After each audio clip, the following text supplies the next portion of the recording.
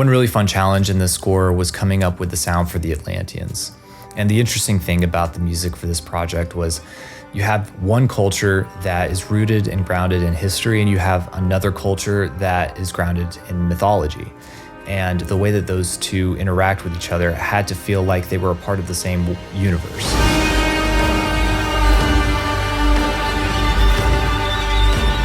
The post-Roman occupied Britain that this story primarily takes place in is naturally going to be very culturally different than this mythical, imagined culture that also exists in the world of the story.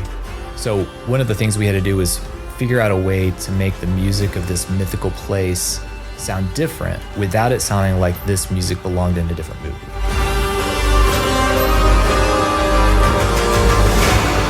So to that end, I actually ended up using a lot of the same instruments that I was using in the rest of the score, which automatically gave me the same color palette that I had already been working with. And I would just tweak the way that I would play those instruments to give them their own unique characteristic. Occasionally with a much lighter bowing technique and a way to get these harmonic overtones out of it. And then occasionally, much more aggressively to get this sol ponticello scream out of it.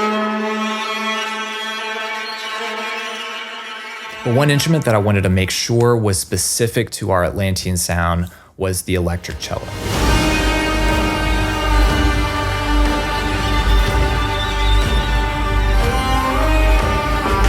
But of course, the instruments, they're just half the equation.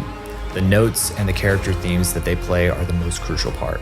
In this scene, for example, we have one of our main characters in the show, the Atlantean princess Karis. Her theme needed to be able to do a few different things. In one scene, it would need to be really tough and fierce, but in another scene, it would need to be pulled back and more tender. But every version of her theme was based on this 5-note pattern.